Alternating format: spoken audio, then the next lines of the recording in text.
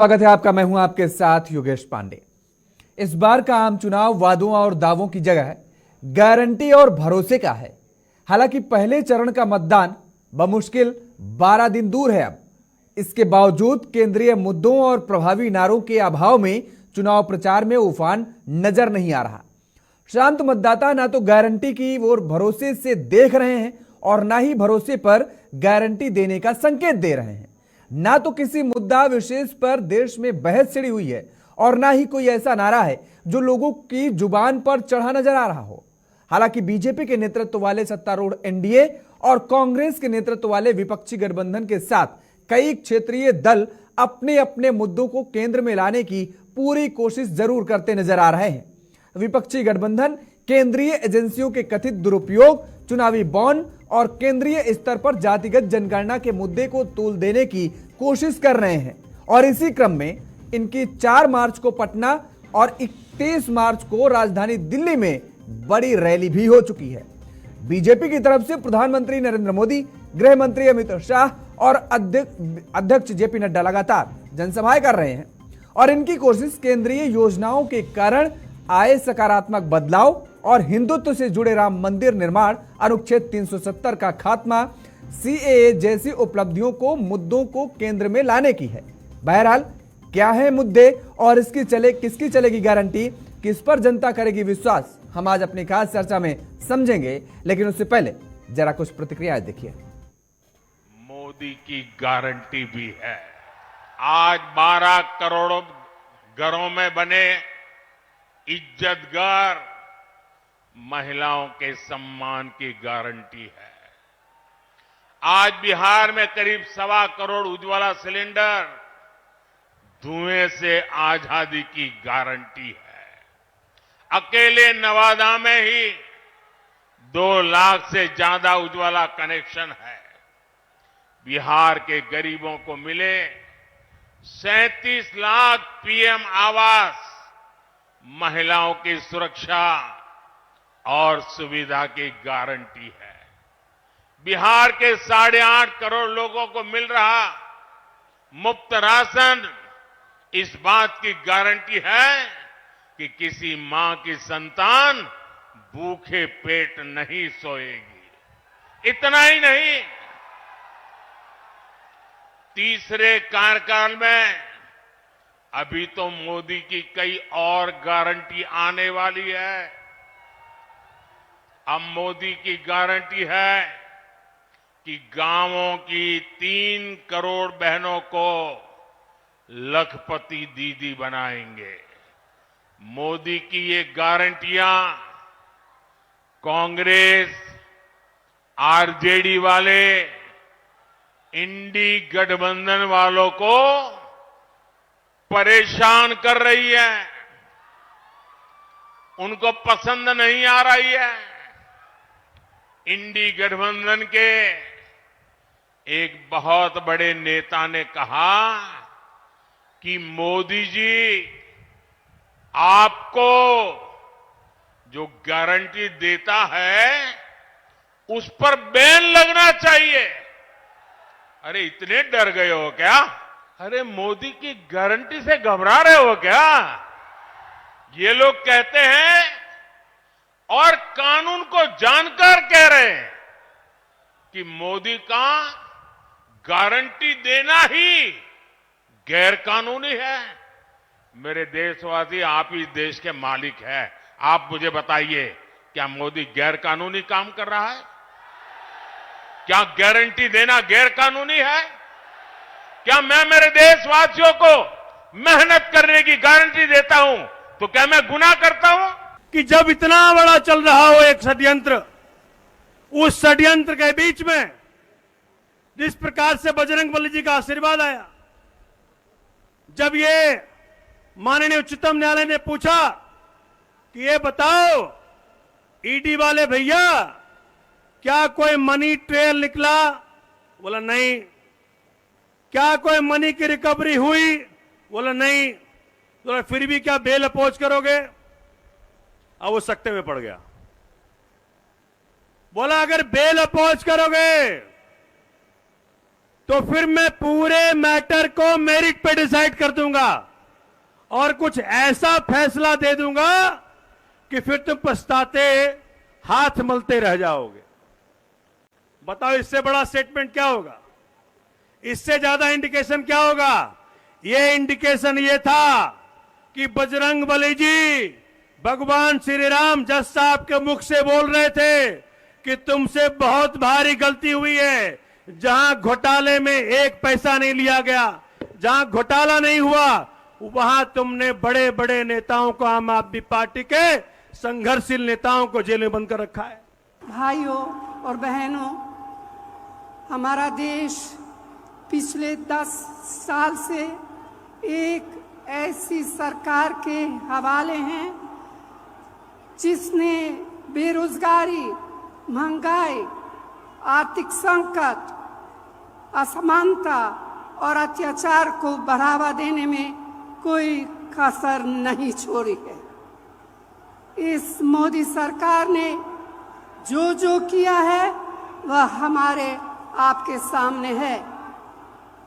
इसीलिए यह समय हताशा से बड़ा हुआ है, लेकिन जान लीजिए कि हताशा के साथ ही उम्मीद का भी जन्म होता है। मुझे पूरा यकीन है कि कांग्रेस के हमारे साथी न्याय के दीपक को अपने सीने की आग से जलाएंगे और हजार आंधियों में उसे संभाल कर आगे बढ़ेंगे।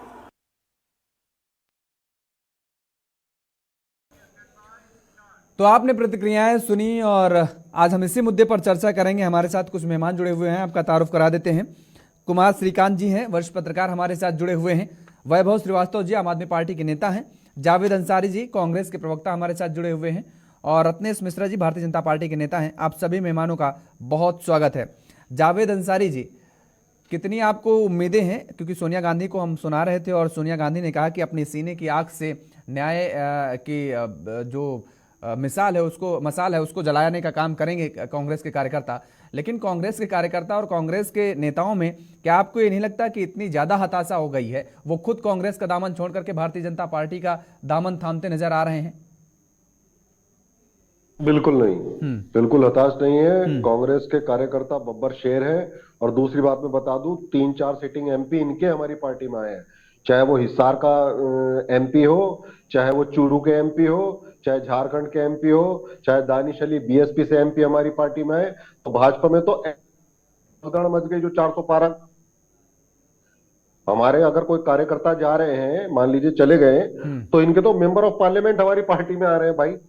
तो डर कौन रहा है? डर भाजपा के नेता रहे हैं और पता लग गया है कि खोखले नारे, खोखले वादे, झूठी गारंटी चलने वाली नहीं है। जनता रोजगार मांग रही है, जनता महंगाई से त्रस्त है। ये जुमलेबाजी बंद होगी और 2024 में इंडिया अलायंस की सरकार बनने जा रही है। प्रधानमंत्री को आप सुन रहे होंगे, वो कह रहे हैं कि गारंटी नाम से आप लोग इतना डर गए हैं। हम झूठ से डर गए हैं। मोदी जी इस बला का झूठ बोलते हैं कि ब्रह्मांड की सबसे झूठी पार्टी है भारतीय जनता पार्टी। हम झूठ से डर रहे हैं इनके। इन्होंने झूठ इतना फैला दिया देश में, उसको सच बनाने में टाइम लग रहा है। क्योंकि झूठ जो है आज सत्य पे भारी पड़ रहा है, लेकिन अंत में सत्य की जीत होगी। ये भी सत्य है, सच ही जीतेगा। लेकिन झूठ जो है भाजपा का, वो पूरी दुनिया में फैल चुका है। 4 करोड़ अभी एक कार्यकर्ता से पकड़े गए इनके रेलवे स्टेशन पे। अभी बेंगलोर में बम ब्लास्ट हुआ था, वहां पे इनका कार्यकर्ता पकड़ा गया। जो काम गलत हो रहे हैं देश में, वो भाजपा से लिंक्ड ही नेता कर रहे हैं या भाजपा के कार्यकर्ता कर रहे हैं। वैभव जी, आपने इस चुनाव में फिर वही प्रभु श्री राम का मुद्दा तो भारतीय जनता पार्टी उठा ही रही है। अब आप ये कह रहे हैं कि संजय सिंह को राहत मिल गई, वो बेल पर बाहर आ गए। तो आपके नेता कह रहे हैं कि मंगलवार का दिन और बजरंगबली की आप पर कृपा और जजों के मुंह पर जो ये वाक्य निकले वो श्री राम ने निकलवाए। मुद्दे विहीन हो गए आप। देखिए योगेश जी, सबसे पहले तो योगेश जी आपको सबसे पहले नमस्कार जी। रत्नेश जी, जावेद जी, श्रीकांत जी, सभी को नमस्कार। और जो भी आपका प्रोग्राम देखे उन सभी को नमस्कार। योगेश जी, आम आदमी पार्टी बीजेपी को दिखाने के लिए या किसी को दिखाने के लिए राम भक्त या हनुमान भक्त नहीं है। राम जी और हनुमान जी हमारे दिलों में बसते हैं, हमारी आत्मा में बसते हैं, और राम जी के आदर्शों पर चल के आम आदमी पार्टी सरकार चलाती है। अच्छी शिक्षा, अच्छा स्वास्थ्य, पीने का पानी, बिजली और जनहित के मुद्दों पर सरकार चलाती है। एक आदर्श राम राज्य की तरह हम भी राम जी को अपने दिल में बसाते हैं, उनके आदर्शों पर चलते हैं। मैं एक बार 1 मिनट लूंगा बस मोदी जी के जो आप रिमार्क सुना रहे थे। मतलब इस देश, मतलब जब हमारे देश का इतिहास रहा है, हजारों साल रहा है, मतलब कई शासक आए कई गए, फिर हम 1947 के बाद हम आजाद हुआ, 1950 के बाद हम रिपब्लिक बने।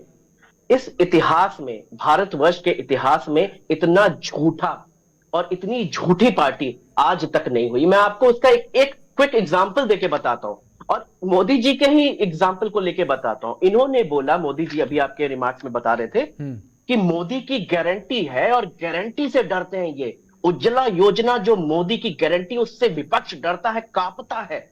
इनकी उज्ज्वला योजना की सच्चाई में बताता हूं, और ये 2023 का आंकड़ा मैं बता रहा हूं, बहुत पुराना नहीं, पिछले साल 2023 का। एक आरटीआई फाइल की गई थी एक्टिविस्ट के माध्यम से, चंद्रशेखर गौड़ जी के माध्यम से। ये विभिन्न पोर्टल, कहिए तो मैं आपको पोर्टल का लिंक भी शेयर कर दूंगा, वो सारे आर्टिकल्स भी शेयर कर दूंगा। 8.8 करोड़ उज्ज्वला कनेक्शंस भारत सरकार की उज्ज्वला योजना के तहत लिए गए। उसमें से ओवर 90% से ज्यादा कनेक्शन वापस कर दिए गए उन लोगों के द्वारा, और 1 करोड़ लोगों के द्वारा केवल एक बार ही वो गैस रिफिल करवाया गया है। उसका कारण, मई 2016 में गैस के जो दाम थे वो थे 425 रुपए सिलेंडर के। आज के जो दाम है वो है 1150 रुपए। इसे कहते हैं मोदी की गारंटी। मोदी की गारंटी है कि इतना झूठ बोलो और इस कदर बेईमानी फैलाओ कि तुम अपने आप को सच्चा पेश कर दो। आपके आंकड़े, और ये हम जो आंकड़े बता रहे हैं, ये जो हम आंकड़े मैं आपके सामने पेश कर रहा हूं, ये मोदी सरकार के खुद के पोर्टल के आंकड़े हैं। तो मैं जो बोल रहा हूं, इसके डिबेट के बाद कोई मेरा साथी यहां पर बैठा है, वापस से इसको रीवेरीफाई कर ले। सो मोदी जी की अब ये लखपति, अब एक नया शगुफा लेके आए हैं कि लखपति दीदी बनाएंगे। तो पॉइंट ये है, मोदी जी की गारंटी तो है, लेकिन गारंटी ये है कि इतनी चोरी करो और फिर भाजपा में आ जाओ, ताकि चोरी का पैसा हम मिल बांट ले, जो हमने अभी आपके सामने हाल फिलहालों में अजीत पवार के रूप में, चाहे ये फिर छगन भुजबल के रूप मतलब में, आप ये चाहे मानते अशोक चौहान के रूप में देखें। हम ठीक है, ये आपका सवाल जायज है, लेकिन आप ये भी मानते हैं कि आपकी पार्टियों में रहते हुए, कांग्रेस की पार्टी में रहते हुए ये लोग चोरी करते रहे लगातार, मतलब इनको बढ़ावा मिलता रहा और इनको पीछे से बैक सपोर्ट भी मिलता रहा। आप मेरी एक, योगेश जी पहले आपकी स्टेटमेंट को मैं करेक्ट करूंगा। एक भी आदमी बता दीजिए मेरी पार्टी का, आम आदमी पार्टी का, जिसने कोई करप्शन किया हो, और दूसरी चीज, करप्शन करने के बाद उसने क्यों भाजपा ज्वाइन की हो। योगेश जी, कम से कम बीजेपी ने नहीं ज्वाइन किया, लेकिन बीजेपी ने ज्वाइन किया। बीजेपी, अरे आपके सांसद, पंजाब के सांसद चले गए, एक अकेला सांसद था, वो भी भारतीय जनता पार्टी ज्वाइन कर लिया। आपने टिकट दिया, वो बीजेपी से टिकट वहां चुनाव लड़ रहा है। आपको ये पता ही नहीं है। योगेश जी, मैं बोल रहा हूं, आपने क्या बोला कि आप जो करप्शन करने वाले आपकी पार्टी में थे, हमने दोनों लोगों का, सुनिए, आपने कांग्रेस के नेताओं का जिक्र किया, एनसीपी के नेताओं का जिक्र किया। हम सवाल ये कह रहे हैं कि आपके तो मुख्यमंत्री, उप मुख्यमंत्री से लेकर सब सलाखों के पीछे, भ्रष्टाचार मामले पर ही तो सलाखों के पीछे हैं। ठीक है, आ रहे हैं आपके पास रत्नेश जी। अब बताइए, आम आदमी पार्टी का कौन सा ऐसा नेता है जो, जिसके ऊपर चवन्नी भर का भी करप्शन, अरे करप्शन का लेकर मुख्यमंत्री आपके नेता सारे जेल में, करप्शन को लेकर के आप कह रहे हैं, एक नेता का नाम बताइए। एक चीज और बात कर रहे हैं आप तो वैभव जी। इस देश के इतिहास में भाजपा एक ऐसी पार्टी है जिसका राष्ट्रीय अध्यक्ष ऑन कैमरे रक्षा सौदे में दलाली करते हुए 1 लाख रुपए कैश लेते हुए पकड़ा था। ये बंगारू लक्ष्मण की पार्टी है, ये बंगारू जनता पार्टी है। ये नैतिकता सिखाएंगे, ये करप्शन की बात करेंगे। हाँ, ये आप आरोप प्रत्यारोप लगाइए, आप राजनीतिक दल हैं, लेकिन ये मत कहिए कि आप मेरे एक नेता का नाम बता दीजिए। आरोप नहीं लगा, सलाखों के पीछे है, बंगारू आरोप ही नहीं लगा, सलाखों के पीछे हैं। इनके राष्ट्रीय अध्यक्ष पे रहते हुए पैसे लिए थे। ठीक है, चलिए रत्नेश जी जवाब दे रहे हैं। ये तो प्रूफ्ड है ना, ये इसमें कोई आरोप नहीं है, प्रूफ्ड है ये तो। ठीक है रत्नेश जी। योगेश जी आपको और मेरे दोनों साथियों को, और जावेद भाई को मेरा विशेष प्रणाम। बहुत कुछ सीखा है मैंने इनसे, ठीक है। और आप सभी को मेरी तरफ से जय सीताराम, जय जय श्री राम। देखिए योगेश जी, अभी जब मैं आम आदमी पार्टी के प्रवक्ता को सुन रहा था तो मुझे हंसी आ रही थी। पता नहीं क्यों आ रही थी, उसके तथ्य आपको दूंगा। इन्होंने हमारे नेता आदरणीय नरेंद्र मोदी जी पे कहा कि मोदी जी झूठ बोलते हैं। इनकी पार्टी जिस आंदोलन से निकली है, उस आंदोलन के मंच पर जब बैठते होते थे अरविंद केजरीवाल, तो उसी मंच से कहते थे, सुनिए जी, सोनिया गांधी भ्रष्टाचारी है, उनकी गिरफ्तारी होनी चाहिए।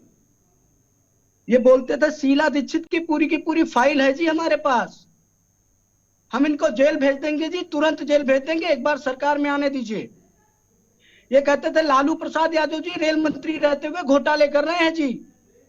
क्या बात है जी, उस समय झूठ बोल रहे थे या इस समय झूठ बोल रहे? उस समय जिनको आप भ्रष्टाचारी बता रहे थे, जिनकी गिरफ्तारी की मांग कर रहे थे, आज उन्हीं के साथ मंच साझा कर रहे हैं आप। तो आपका तो लक्ष्य क्या है? आपसे बड़ा झूठा तो कोई है ही नहीं पूरे संसार में, और उसके विदन प्रूफ दिए हुए हैं। मोदी जी ने कभी किसी अपने विरोधी के साथ जिसको एक बार कहा भ्रष्टाचारी, मंच साझा नहीं किया। आप तो उनके साथ खुले तौर पर मंच साझा कर रहे हैं। इन्हीं की पार्टी के नेता संजय सिंह ने एक भाषण में बताया था, जिधर चले जाइए परिवार की पार्टी है। उत्तर प्रदेश में मुलायम सिंह यादव के बेटे अखिलेश यादव, और तमिलनाडु में एमके स्टालिन के बेटे स्टालिन, बिहार में चले जाइए तेजस्वी और तेज प्रताप, इधर झारखंड में चले आइए शिबू सोरेन के बेटे हेमंत सोरेन। संजय सिंह उस समय झूठ बोल रहे थे या अब झूठ बोल रहे हैं? बड़ी गजब की बात है। दूसरी बात इन्होंने कही कि मोदी जी पहले ऐसे नेता हैं जो झूठ बोलते हैं। अरे भैया, अपनी पार्टी पे ताक झांक के देखिए, भारत की आजादी से लेकर अब तक पहले ऐसे नेता अरविंद केजरीवाल जो मुख्यमंत्री पद पर रहते हुए करप्शन के मामले में जेल गए हैं। इतिहास बनाया है उन्होंने, मुख्यमंत्री रहते हुए जेल जाने का एक नया रिकॉर्ड स्टैब्लिश किया अपने आगे। उस पर भी बात कर लेते हैं आप। तीसरी बात, जो मुद्दा था कि जम्मू कश्मीर में को लेकर जो इनके कांग्रेस के राष्ट्रीय अध्यक्ष ने बयान दिया, तो सर देखिए, इनके राष्ट्रीय अध्यक्ष, कांग्रेस के राष्ट्रीय अध्यक्ष मल्लिकार्जुन खड़गे जी के बयानों पे तो टिप्पणी करने लायक ही नहीं है। अभी दिल्ली में उन्होंने राहुल गांधी जी के शरीर के टुकड़े टुकड़े करवा दिए थे, तो क्या किया जाए उस पे? अब क्या ये भी मान लें कि राहुल गांधी जी के टुकड़े टुकड़े हो गए, वो बम विस्फोट में मर गए? इन्हीं के राष्ट्रीय अध्यक्ष का भाषण था, अभी रैली थी विपक्ष की, आपने सुना होगा, पूरे देश ने सुना है। तो अब जो व्यक्ति इस प्रकार की बातें कर सकता है, वो व्यक्ति अगर किसी प्रकार की टिप्पणी कर रहा है तो उस पर कोई टिप्पणी मुझे लगता है कि नहीं करनी चाहिए। ठीक है, कुमार श्रीकांत, अब बात आते हैं कि कश्मीर, आते हैं एक कमेंट लेते हैं, आते हैं आपके पास रत्न जी। कुमार श्रीकांत जी, इस लोकसभा चुनाव में देखने को मिल रहा है कि बहुत कोई मुद्दे या कोई वैसा नारा गारंटी को छोड़, गारंटी दोनों तरफ से दी जा रही हैं, नजर नहीं आ रहा है। भ्रष्टाचार का मुद्दा है, वो अरविंद केजरीवाल या हम ये कहें कि आम आदमी पार्टी के नेताओं की गिरफ्तारी हो रही है, उस मामले पर सारा विपक्ष एकजुट होता, लामबंद होता नजर आ रहा है और ये कह रहा है कि ईडी, सीबीआई, मतलब जो भी केंद्रीय जांच एजेंसियां हैं उनका दुरुपयोग भारतीय जनता पार्टी कर रही है। लेकिन जनता के मुद्दे या जनता के लिए कौन से राजनीतिक दल क्या काम करेंगे, कोई मुद्दा नजर नहीं आ रहा फिलहाल अब तक। देखिए, मुद्दे बहुत हैं और लगातार मुद्दे संसद से लेकर सड़क तक रहते हैं, और जब जनता वोट डालने जाती है तो देखती है कि उनके मुद्दों पर कौन बात कर रहा है।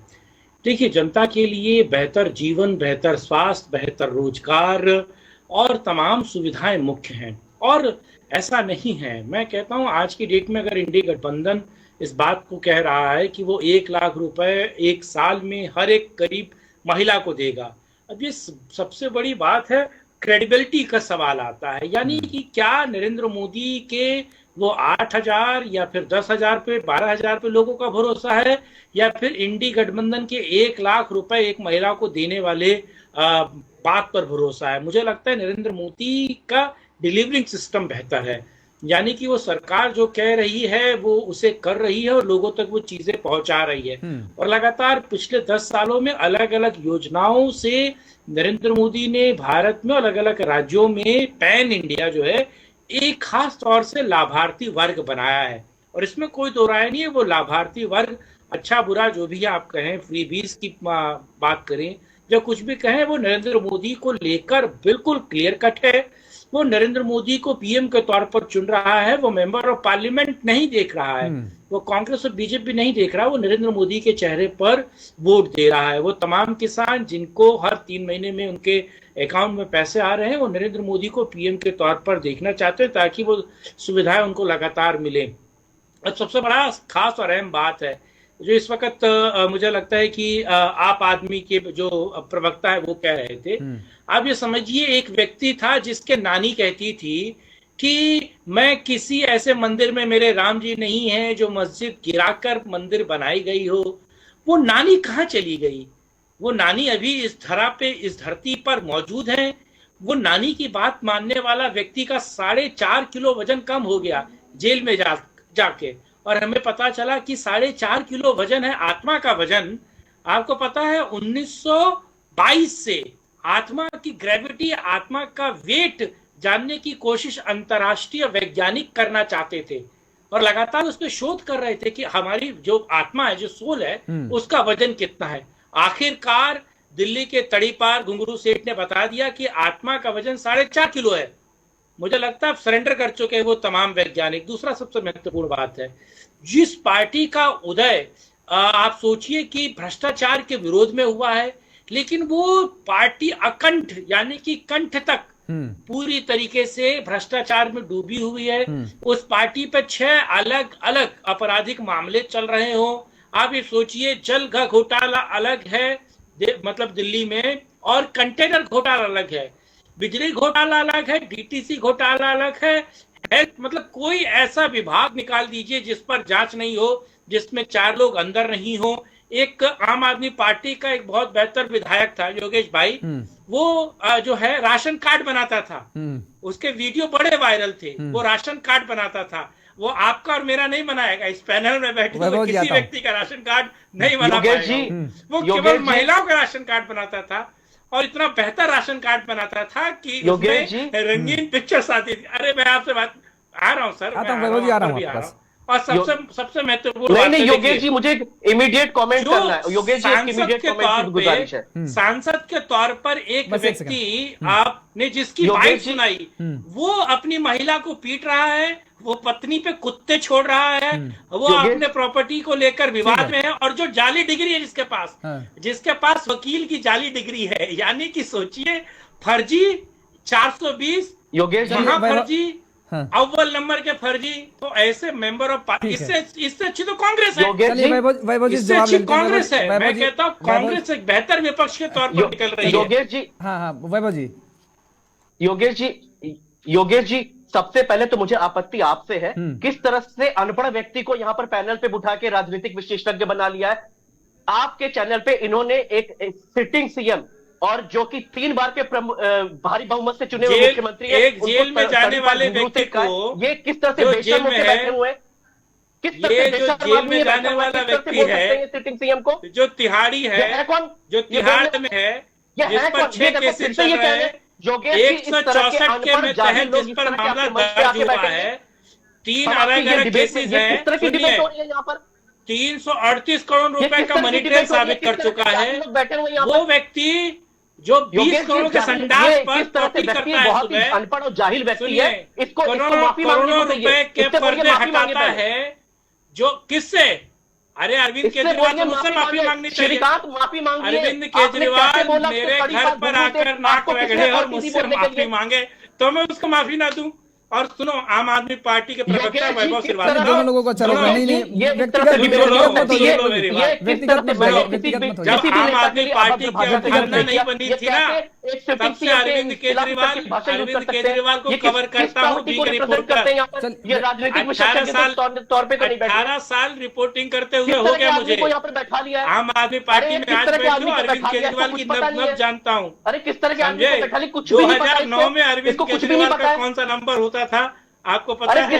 ये देखिए, किस पार्टी के रिप्रेजेंटेटिव की तरह बिहेव कर रहे हैं। किस पार्टी के रिप्रेजेंटेटिव का घुंघरू सेठ अरविंद केजरीवाल एक नंबर का छोटा बेईमान आदमी है, और अरविंद केजरीवाल को डिफेंड कर रहे हो आप। अरविंद केजरीवाल को डिफेंड कर रहे हो, आपको शर्म आनी चाहिए।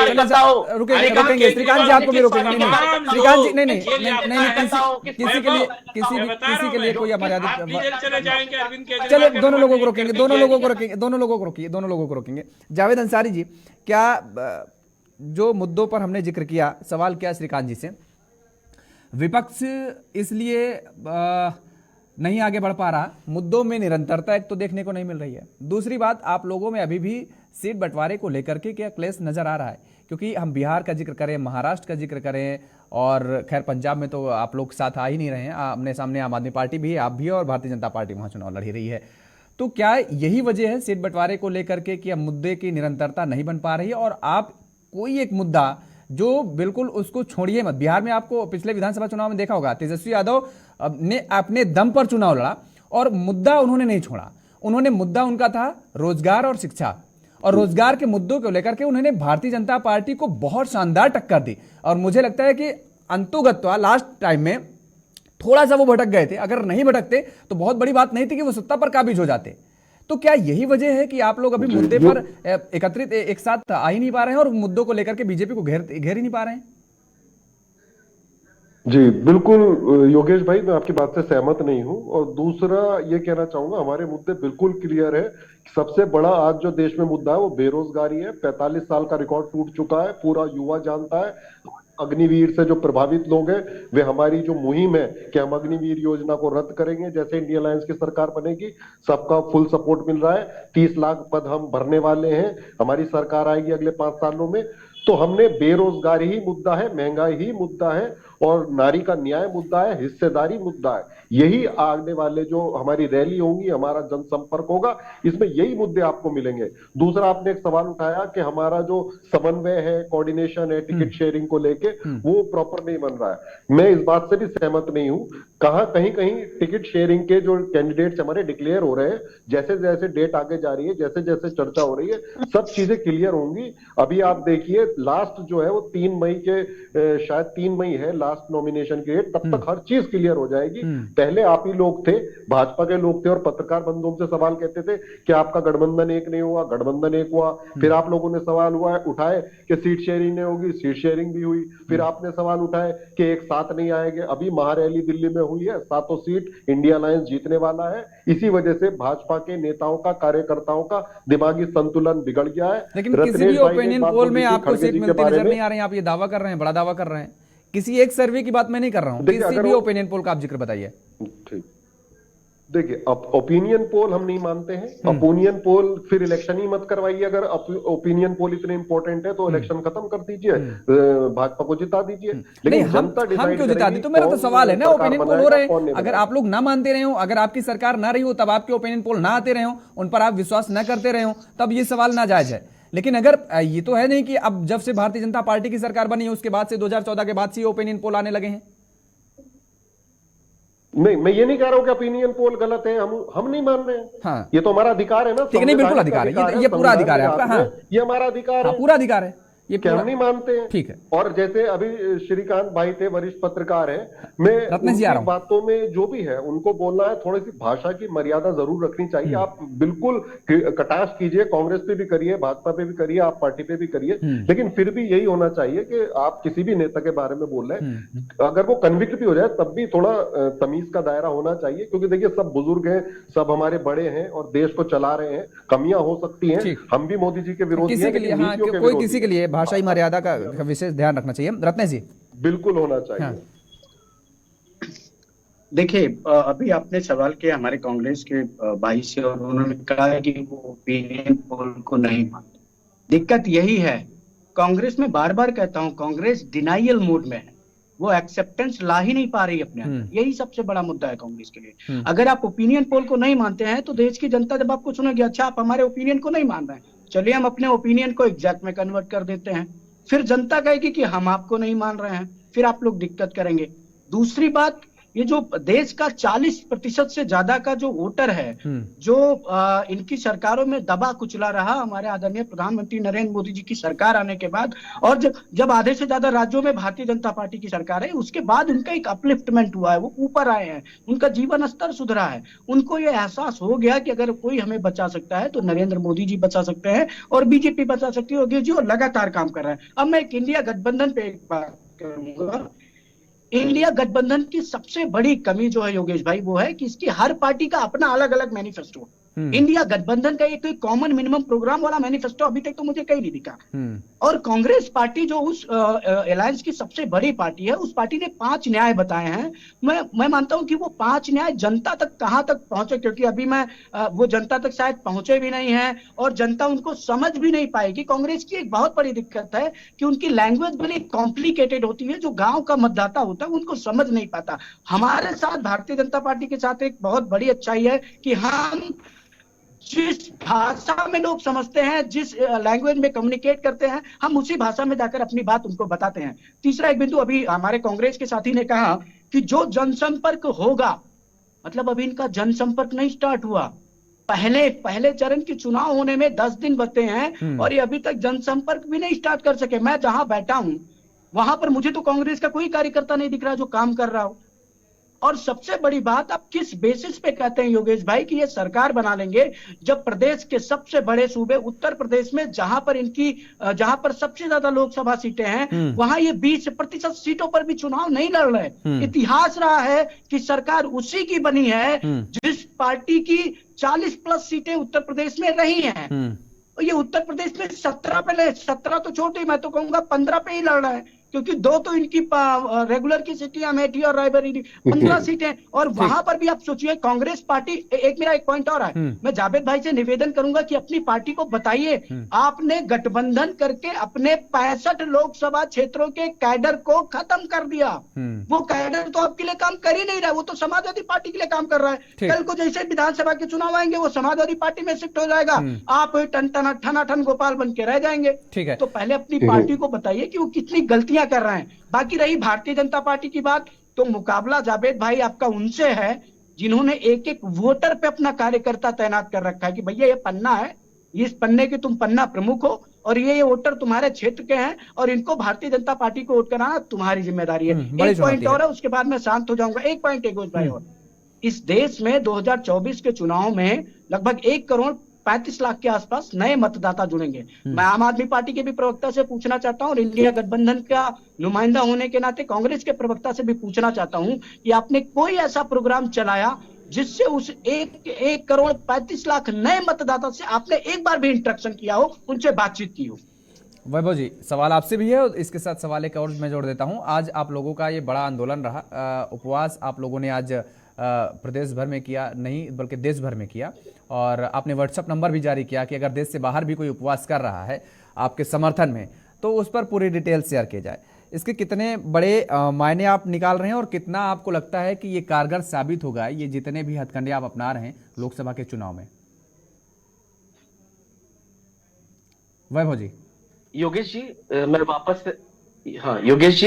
मैं वापस से अपनी बात शुरू करने से पहले फिर से वही कहूंगा कि इस बात का मुझे बहुत दुख है, बहुत खेद है कि ऐसे निम्र और घटिया भाषा का प्रयोग आपके चैनल पे, आपके प्रोग्राम पे किया गया और एक ही बहुत ही निम्न दर्जे के व्यक्ति के द्वारा फिर से सोचना चाहिए कि कार्यक्रम का नाम बताइए। मैं मुद्दा पे आ रहा हूँ,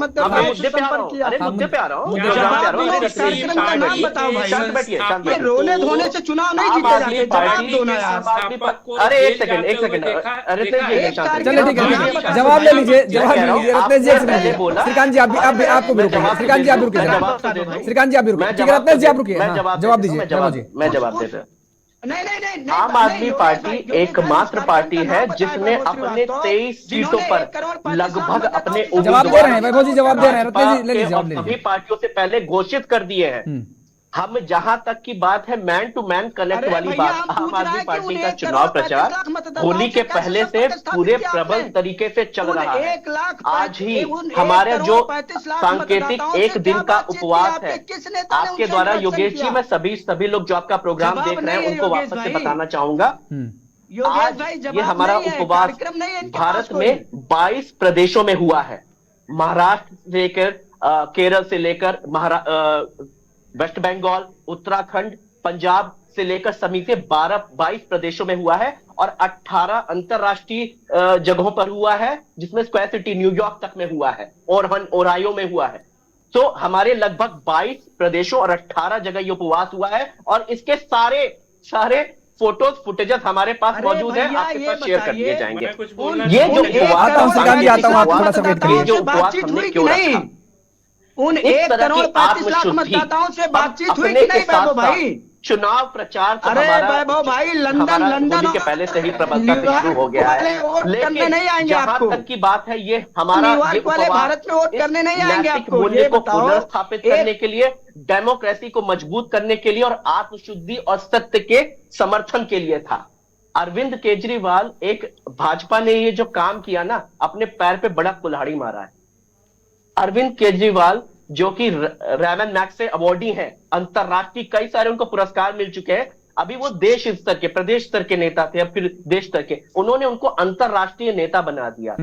यूनाइटेड नेशंस तक ने इस जो भी आपकी गतिविधियां हुई उसके समक्ष प्रश्न चिन्ह भारत की सरकार पे बोला, और उन्होंने बोला हम उम्मीद करते हैं कि डेमोक्रेटिक वैल्यूज और न्यायपालिका योगेश जी, ये यूनाइटेड नेशन के वर्ड है, ये हमारे वर्ड नहीं है। तो भाजपा ने ये जो काम किया है, आने वाले समय में पूरा देश देख रहा है, जनता देख रही है। और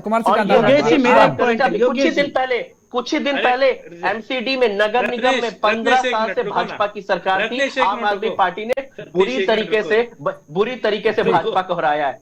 बंगाल के जो नतीजे हैं देश के सामने है। आता हूं पंजाब के जो नतीजे आए वो देश के सामने है। टू करेक्ट, पंजाब के जो नतीजे आए वो देश के सामने है। इनकी क्या स्थिति रही वहां पे? 10 सालों में आम आदमी पार्टी राष्ट्रीय पार्टी है, हमें पता है। हम कई जगह लड़े हैं, हम कई जगह सफलताएं नहीं मिली हैं, लेकिन मात्र 1 दशक में आम आदमी पार्टी राष्ट्रीय पार्टी है। गोवा, गुजरात में हमारे विधायक देख रहा है, और अरविंद केजरीवाल अब एक अंतरराष्ट्रीय नेता है। आपने भाजपा ने जो नुकसान किया है वो देश की जनता दे रही है। चलिए ठीक है, जवाब ले लीजिए। कुमार श्रीकांत कुछ बोलना चाह रहे हैं। मैंने सोचा था कि मैं जरा कांग्रेस और इंडी गठबंधन पर ही बोलूंगा, लेकिन आम आदमी के प्रवक्ता ने ऐसी सुरसुरी दे दी है। तो आपको पता है, अंतर्राष्ट्रीय आज उपवास रखा गया। पन्नू ने उपवास रखा, आतंकी भुल्लर के परिजनों ने आज उपवास रखा, यहाँ की जो खालिस्तानी है उन्होंने भी उपवास रखा। आम आदमी पार्टी के समर्थन में तमाम देश विरोधी जो आतंकवादी संगठन है, जिन्होंने बहुत बड़े पैमाने पर फ्रॉड किया और देश में निवेश किया, उन लोगों ने निवेश। और सुनिए, सबसे महत्वपूर्ण एक और बात समझिए, अरे किस आदमी को बैठा है, कुछ पता ही इनको। ये मुझे समझिए कि आप एक और महत्वपूर्ण बात समझिए, इन्होंने तो किसानों तक को खालिस्तानी कह दिया था। किसी भी पार्टी का खालिस्तानी है, किसानों को खालिस्तानी कह दिया था। पूरे किसान आंदोलन को इन्होंने खालिस्तानी का मूवमेंट बना दिया था। और मुंह की खानी पड़ी थी। 1 साल बाद इनकी बंगाली जनता पार्टी को वो कानून वापस करने पड़े थे। 1947 से लेकर आज तक के इतिहास में आकर कोई ऐसा व्यक्ति जो संस्थापक रहा है, जिसने पार्टी को क्लियर किया है, वही जेल चला गया। चलिए ठीक है, ये बड़े सवाल उठ रहे हैं, और जनता के बीच में जा भी रहे हैं। बहरहाल आप सभी मेहमानों से माफी चाहूंगा, आपको रोक रहा हूं, समय इजाजत नहीं दे रहा है, इसलिए चर्चा को कहीं पे विराम देना पड़ा मुझे। आप सभी का बहुत बहुत शुक्रिया, बहुत धन्यवाद हमारे साथ जुड़ने के लिए और समय देने के लिए।